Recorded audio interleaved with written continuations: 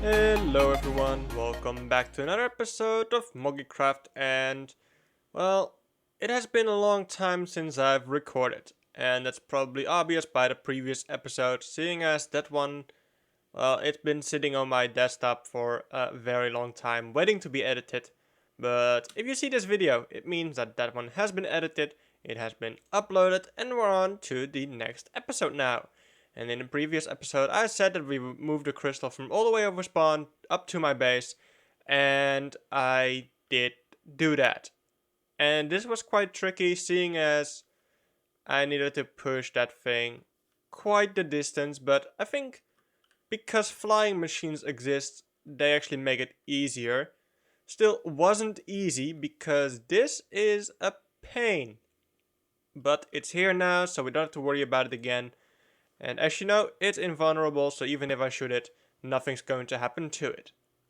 But what are the plans for today's episode? Well, I have done a lot of work on my base, and I don't want to give it away just yet. So I'm just gonna move in this direction, where we have the desert. And in the desert, we have this area right here that is full of our farms. Now, what I want to do today is actually make a farm that is going to provide bone meal to the wood farm, but also is going to help me finish off my base with every moss bit that we need. For example, the azalea stuff, the bushes, and all of that. So, um, this may actually need to be moved. I am not sure, but it might be in the way because I do want to put it over here, and I have no clue how big it is going to be, but it is going to be quite a project, of course. So we need, let's see, where exactly is it? Okay, so the hoppers are over here, meaning that we need a hopper going from there all the way over there to where it is. Well, that sounds like a problem for later. Let's first build a moss farm that also serves as a bone meal farm. And I have a design picked out, found it on YouTube as per usual, and it requires two chunks, I believe, next to each other to make it easy to build. And yeah, this is just inside of the two chunks, but I don't think it's going to matter. But I can also make it in this chunk. Oh, wait a second. Yeah, this is just inside of the chunk. I don't think that's going to be a bad thing. I just have to push it one forward. This should be fine. Alright, let's actually get out some stuff. I have prepared some boxes. Of course, we have the almighty redstone box, and we have the bone meal that is going to help get this farm started, as well as extra resources that we need to build this.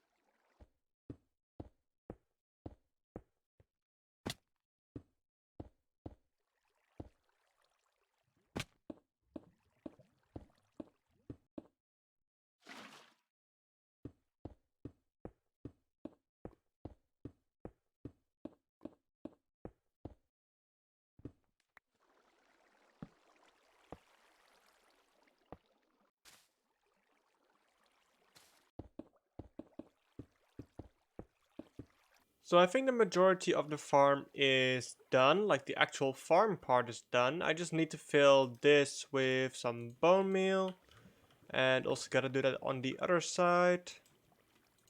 Alright. And I think it's good to go. Now the tutorial didn't exactly cover this bit. It kind of skipped this, even though it was visible in the video. So hopefully I did things correctly here. I did put an item in there. That should be full, so fully powering this line. Yeah, let's actually just give it a try. So if I switch this lever, it should put this into action. Let's see. Alright. Oh, well that doesn't look right. I don't know what happened here, but... wait, it's because, yeah, this is for some reason not full. Let's just pause this for a moment. Strange. I don't know why this isn't pushing, because it should. I mean, it has water, it has lava, so it doesn't really have anything to complain about. I mean, yeah, this looks fine. You know what? Let's just try it again. Maybe what I can do is quickly...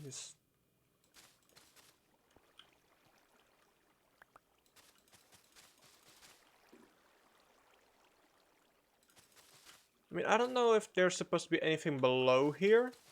I mean, it would make sense if there was. So strangely, the tutorial doesn't have anything here. And maybe I don't need to have anything here, but I think it might be a good idea, just in case, just putting some glass over here, making sure that nothing can escape from down below, just as a precaution. Alright, so I'm seeing a lot of drops over here, which is a good sign, very nice, meaning that this farm I think is mostly working. I'm going to assume it is. I know those hoppers are filling up quite quick. Oh, moss carpets. So what we should probably do is, well, maybe first turn it off. And then what we need to do is put in a storage system over here. Alright, and one storage system later, it's now almost completely done. I have yet to hook up the bone meal to the wood farm. Not sure if I'm going to do that with just one, two, or all three of them. Probably going to have this one be a separate storage over here that just has bone meal in it. I also brought in a smelter here. Just easy to smelt things, because things will just come through here, go into this chest, and then into these furnaces. Let's actually turn it on and watch this go in full on action. So let's just get the scaffolding from here so that we can climb up and see what exactly is happening.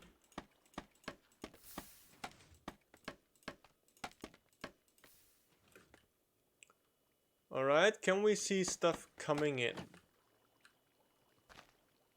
Okay, well there the stuff goes, and now it should go up and across. Okay, a lot of it makes it into there, but plenty of it should actually come through here as well. Let's see, yep, there goes one of the blocks. Alright, this seems to be functional, so let's just AFK here for a moment and see how much we'll get. We'll actually put down chests here just in case there's gonna be some bone meal coming in. Alright, nothing yet, but yeah, we'll just wait. And let's see, nothing in here either. I imagine this is going to get full first, and only after that it will slowly start filling up this, and then slowly this one, and then whatever is left. Definitely all the seeds should be going there.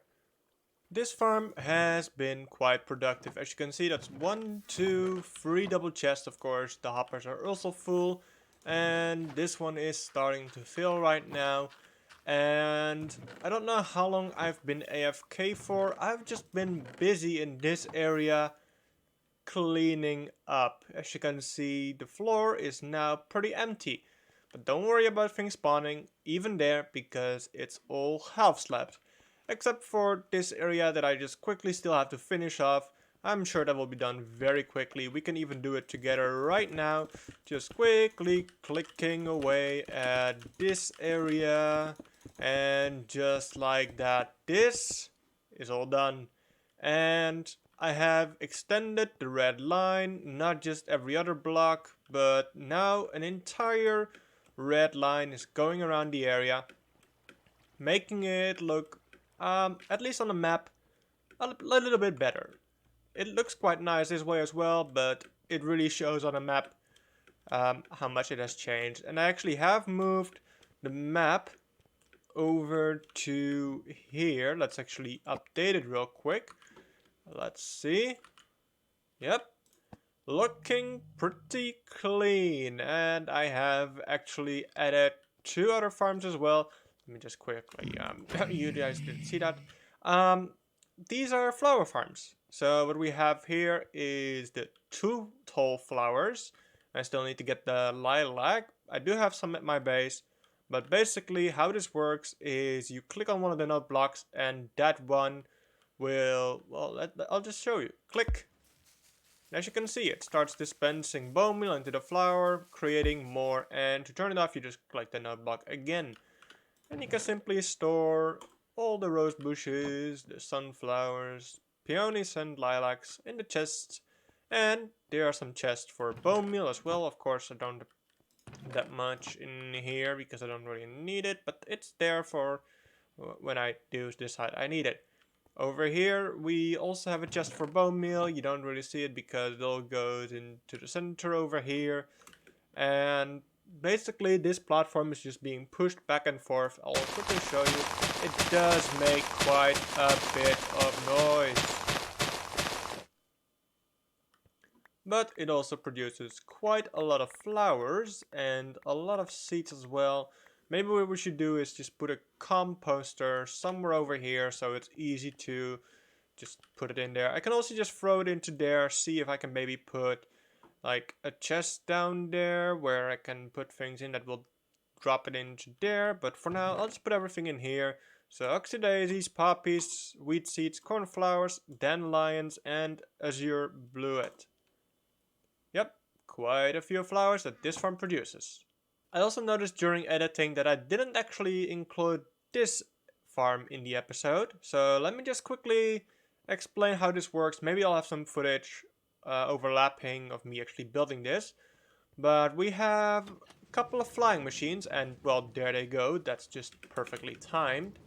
The only place that flying machines don't cover is this line right here, but that's okay. So we have 4 flying machines total. One at the bottom on this side and one on the top on that side, and just this side have the exact same stuff. And then we just have some dripstone on the ceiling. As you can see, it doesn't have anything here because it, well, first of all, from here to here is where it can actually affect, for example, the flying machines. But if we put it over here and it grows down, it's going to activate this, which we don't want. I'm not sure if it's going to mess anything up, but I don't want to risk it. Secondly, we don't have anything over here because then it would swoop away these, which are actually the reason everything can grow down and, well, as you can see as well, upwards. I am very good on timing today. And this cocoa bean farm actually works quite similar to the flower farm, where it simply pushes and then the other side pushes it all back. Let's actually see. Yep. So it pushes this side to that direction and then it just pushes the blocks back. And seeing as it's fully grown, let's just quickly do that. As for the collection of both farms here, I just picked them up and put them in this chest, and for this there is a minecart hopper going underneath this and it all puts it into the shulker box. It's been quite productive. Let's actually put this here and maybe I can change this so the flying machine doesn't go that often, but I think it's fine as well. And I have fixed the turtle farm. the door went missing a while ago, probably a zombie, who also stepped on all the eggs. But now, as you can see, we have some turtles again. May get to breed them soon. As soon as these have hatched and grown up, I'll actually remove these blocks so I can breed them, and then the turtle babies can go into here, and when they grow up, they'll actually drop biscuits and some seagrass. For now, let's actually think of different farms to build. I kind of want to fill this area today, and the next one I had in mind was actually Chorus Farm. So what we'll have first is something to farm the flowers, and then something to farm the fruits. So what we'll have is a couple of glass blocks and a giant hole in the ground, which I have already made. I've done the diggy diggity hole, and it's right over here. It's about a chunk, big size of a hole. Here it is, and it goes down just a little bit. Not too far. I don't think I need that much space. Might just go down to that layer. I'm not quite sure yet, but let's get to building. So the first thing we'll actually do is make the flower farm. Now, how we do that is we break this block and we put down an end stone, and we have to think for a second, which is of course very difficult to do. I think it goes like this. And then I remove these three in the middle. I believe that's all. Let's just put one down. So it's going to grow up by one, and then to the sides by either 1, 2, 3, or 4. And we'll... Oh, wow. That happened very quick. Like I said earlier, my timing is great today, it seems. But let's get these. We can remove that, and we can simply replant it. It's unfortunately not an automatic farm, but it works. And just like that, this farm is complete, and because of how tall it is, it's going to be very easy to simply break the fruits once they grow in these directions. So that is this part done. Now we need to work on this part, and I'll probably first raise the walls just a little bit. I do have quite a lot of stone from digging this out, so I'll probably just use that. I don't have to make this look all that pretty, or should I? I mean, it's probably not a terrible idea to just, kind of make it look nice.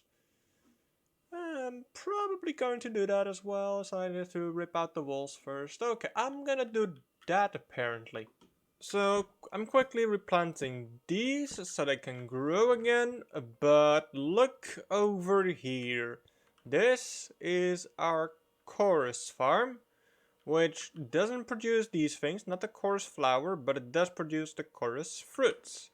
And they're all being sent into here, only you can see it's empty.